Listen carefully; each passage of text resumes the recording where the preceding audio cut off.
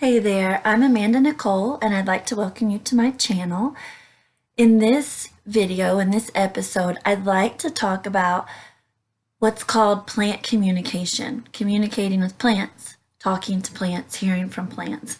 When I was first introduced to this concept, this idea, it was probably almost a decade ago, and I heard it, floating around in the herbal circles that I was in. I had just begun studying, and I was meeting regularly in a yurt each month for classes with other people who were interested in plants.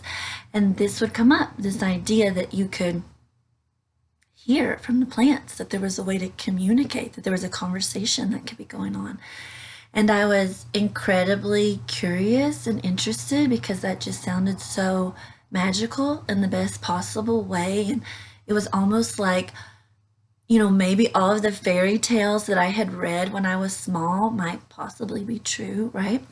But with my Christian upbringing and background, there was also a bit of hesitancy to it because who are you talking to exactly? Who are you hearing from? There's obviously lots of ideas about evil spirits and demons and dark things and temptations and things that want to talk to you and draw you away and this sort of thing.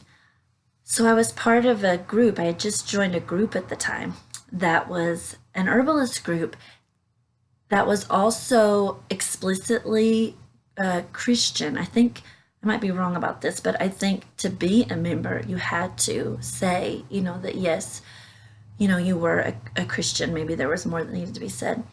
And me being maybe a little naive in spite of having grown up in the church and at that time being a pastor's wife in a conservative denomination, I thought, well, maybe somebody here would want to talk to me about that. I hadn't experienced plant communication yet, but I was curious. But of course, I understood what some of the concerns might be in these religious circles. And so I thought, well, maybe there's somebody in this group who could shine a light on this for me, who would talk to me about it, who could help me understand it or give me some counsel or whatever. So I just put into the messaging area, the chat area, would anyone here like to talk about plant communication? I didn't say I had done it. I didn't say it was true or so. I didn't teach anybody how. I didn't give any messages the way that I do now. I just said, would anyone like to talk about it? And the phrase that just came into my mind made me laugh because it was this group of herbalists that were explicitly, Christian in their labeling. And I would have to say, all hell broke loose. It was like, whoa, I had no idea I was going to get the response that I got, but it was a very negative response. That question was not well received. I was removed from the group, which really was good and for the best for me. And I was called a witch, as you might imagine, a creature worshiper, a diviner, all sorts of other things. And there was great concern for my soul. And I was told that I was going down a path that would lead to, destruction. And I was just completely flabbergasted, is that a word? And appalled that a simple question would get that response. And I'm thankful that there were a group of women, I think maybe 5 or 6 women, that contacted me afterwards and said, I am so sorry for what just happened there. And I think a few of them ended up leaving the group, and there was some conversation between us for a time about these things. We have these questions. It's okay to ask questions. So eventually it happened.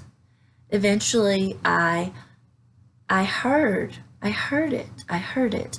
It was with nettles, and maybe there'll be an episode in the future about nettles. I think on my podcast, Whispers Plant Spirit Medicine Podcasts, which I'll link below, there is an episode about nettles and nettles medicine. And when it happened, it just happened. I wasn't even trying. I was just weeding my garden, and it came. And when it came, I knew what was happening. And I also knew this is good.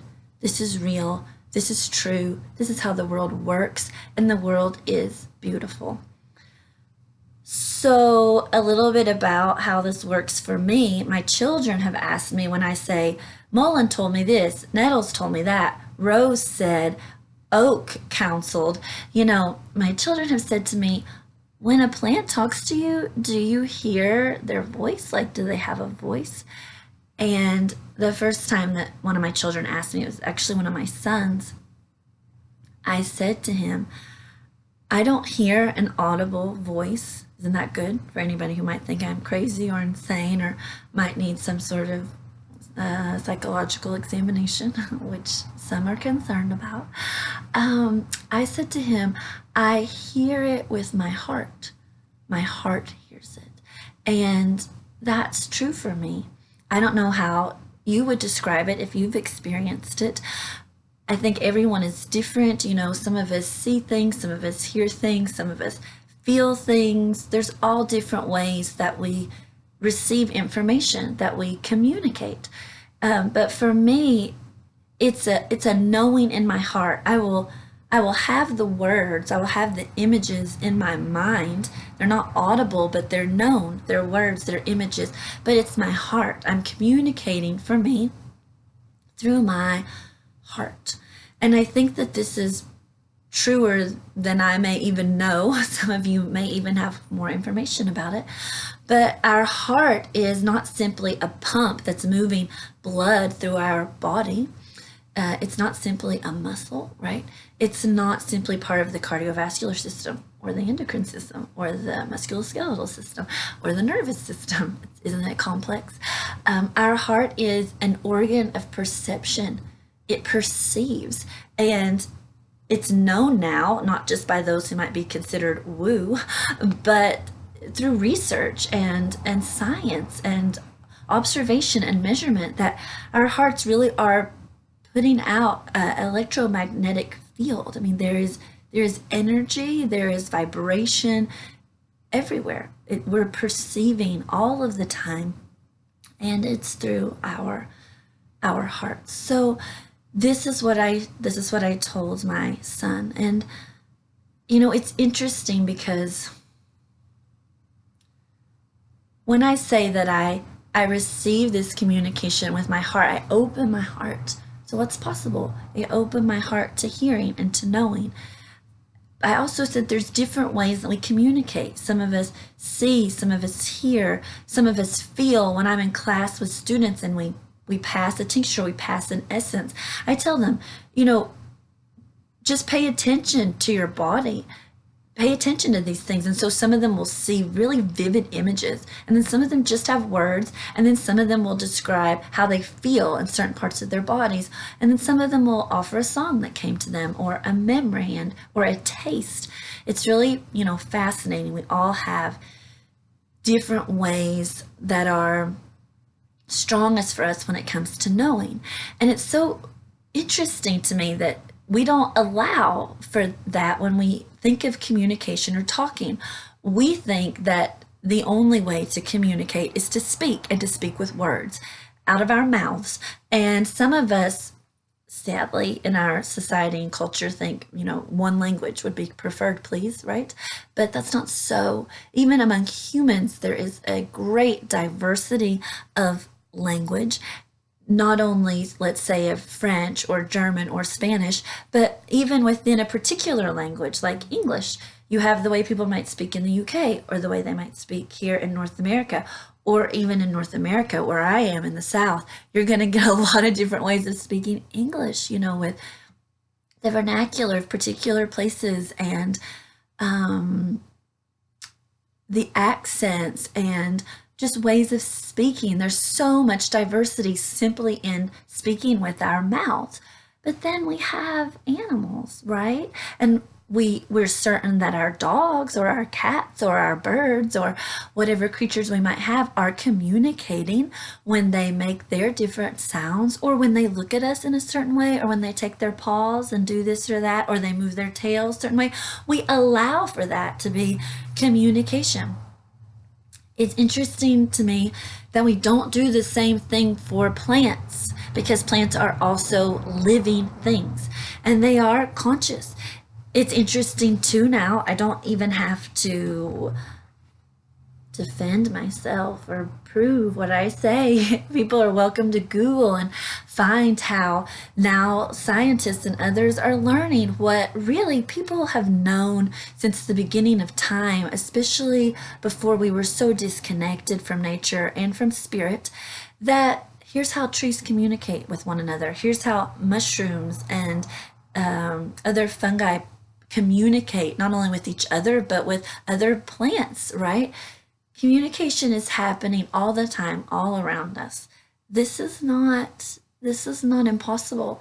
This is not unusual. I would even venture to say this is normal. This is the world as it is. It's something though that we've become disconnected from for a whole host of reasons and that we no longer experience. But if you get back into nature and you reconnect with spirit, then it's going to happen, friends. You're going to receive messages. It's going to happen. So I'd like to offer some ways that this can be thought of, some terms. So in herbal circles, they'll use the term doctrine of signatures. You know, that the way a plant looks, its color, its shape, where it grows, how it smells, what color it is it furry, is it hairy, or is it smooth? Does it have thorns? All these different things are signs, signatures, writing, words, telling you about the plant and its medicine. So this is one way that we speak about it. And this is certainly a language. It's a language that you begin to learn. Leaves shaped like this, white flowers, these sorts of things. What are they communicating? What parts of the body, what medicine is here? I would just like to take it a step further, as many others do, and say there's a language even beyond that, a language of spirit, a language of knowing, a language of the heart where a conversation can be had, not simply almost like doctrine of signatures could be as if the plants filled out a form about themselves. So it's very different to go into the doctor's office and have the doctor read your intake form. And how different is that from when you come in and you sit down and you begin to have a conversation about it, and not only about you, but about them. Does that ever happen? So this is another layer, another level. And it's been called the green tongue, there's a language to be learned, a language to be understood. Or in the Christian tradition, they will say the book of nature. That's what they'll say. They'll say that the divine, that God communicates through the book of nature. And I've been taught since I was small that that's one of the primary ways that the divine speaks. And so it's a little bizarre to me that having been taught that now as an adult, where I'm like, you're so right. Like God is speaking everywhere. It's constant. There's constantly messages being given and counsel and encouragement and warning and revelation that would not be received, right? So it's kind of odd to me. I'll give you an example of how this works. The way it was told to me is that in the book of nature, we learn who God is, who the divine is. And so they would say, let's see, the sun rises every morning and sets every night. There are, 28 days in a moon cycle.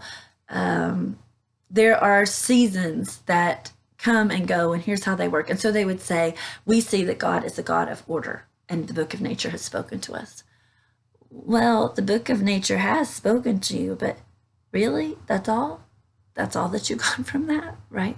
Or they would look around and say, look at this world. Look at the diversity and the color. Look at the flowers and all their different shapes and sizes and smells and colors. Or look at the animals and all of their different shapes and sizes and colors and ways of being and sounds. And so they would look at that and say, now we know that the divine, or they like to use the word God, you choose whatever you like, is creative, right? That's it? That's all that you get from that? Like, there is so much more to get. There is so much more to hear. There's so much to understand. And I don't know why we're afraid. The only thing that I can currently come up with for why there might be fear and such a resistance to it is you can't control that. You can't control the messages, right? So if when a person is out and about, spirit is always speaking, and every tree and plant and flower and animal and river and lake and stone and gust of wind and gentle breeze and star and fire and lightning and thunder, if all of that may at any given time be giving a message for spirit, for the divine, for God, how do you control that? It's not controllable. It's not. And I think that's where some of the fear comes. Well, what if you don't hear it rightly? What if what you get is contrary to me? What if what you get is contrary to the institution? What if what you get is not me? It's not what I've told you, right? I do think there's a great fear of not being able to control. But I think we could like relax and rest, right? Because God is good. The divine is love. Spirit is true. Oh, I just love it. God is good. The divine is love. Spirit is true. So we can trust that. Are people sometimes a little confused? Do people sometimes mishear and misapply? They do.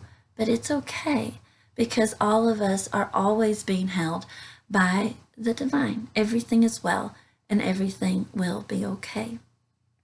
Another way of speaking that I'd like to offer is that people like to talk about this in relation to synchronicity.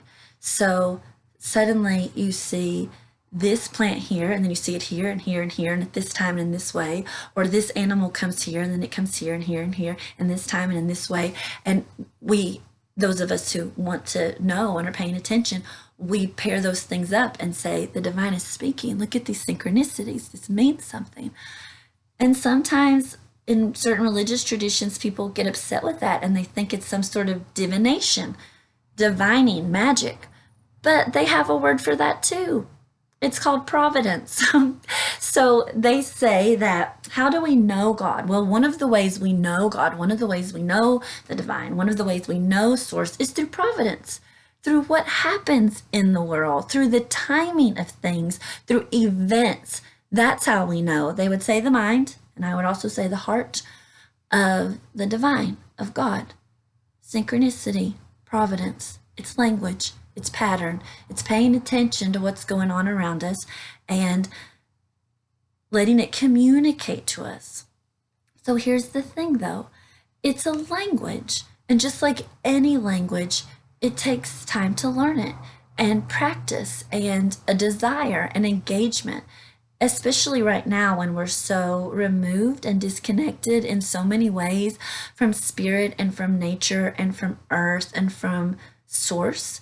You know, if we were born from our mother's wombs, like people have been in the past, and immediately brought into that sort of world, we would be like a child and we would learn it the way a child does from the very beginning. And so one day we would turn around and say, learn it. Well, I've always known it. I don't remember learning how to understand this language, but that's not where most of us are.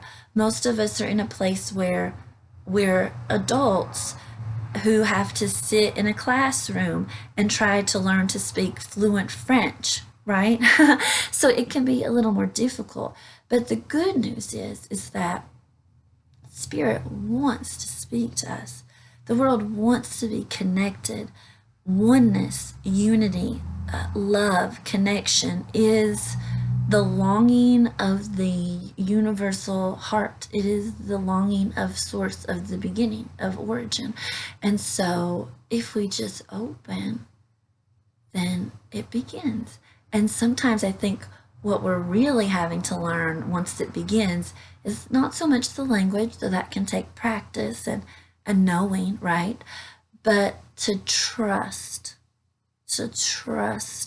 ourselves, to trust what we receive, to trust what we hear, to trust what comes, because we've been told, many of us, especially from particular religious backgrounds, you cannot trust yourself. So I was told from the time I was small that there was a scripture passage that was quoted that the heart is desperately wicked and who can know it? That it was deceitful above all things. And that sort of like scared me to death. Like, I have this thing inside of me that's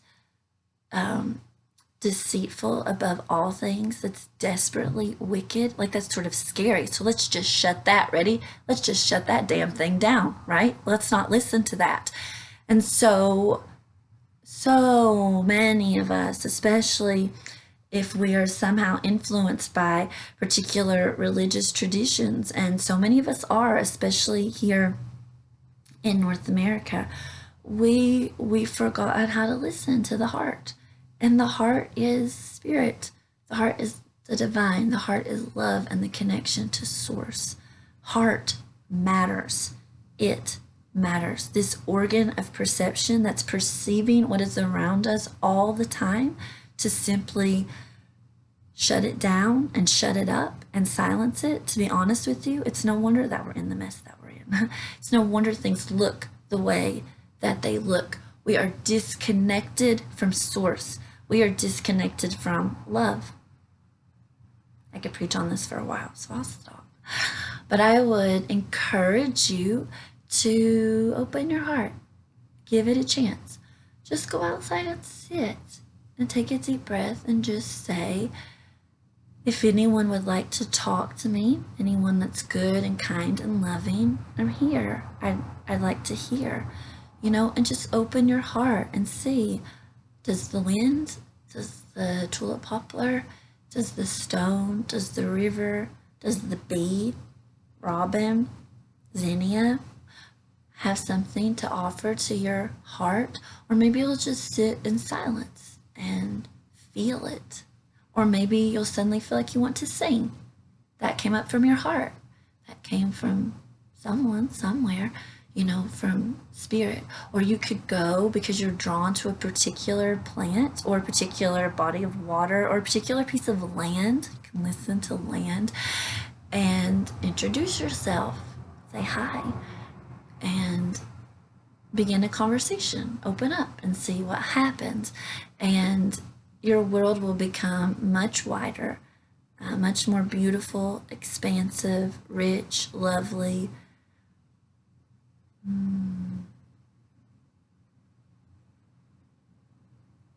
I don't know how to explain it. Like right now, I feel like I'm sitting inside of love, sitting inside of spirit. The connection will always be there. You are never alone, ever. You just have to tap in and feel it to know it. All right, so that's enough for this particular video and this episode.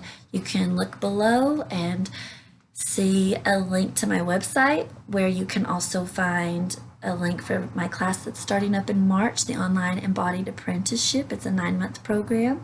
There'll be a link to my podcast below. If you'd like to donate, that's always welcome. And then if this was helpful medicine, I'd super appreciate it and love it if you would like it, share it, subscribe, comment, just give movement so that the medicine goes out into the world. Okay, so I will see you again soon. Oh, and I'd love it if you would email me. I'll put my email below, and tell me if you get to go out and listen and who speaks and what you hear. I just would super love to hear that. All right, bye then.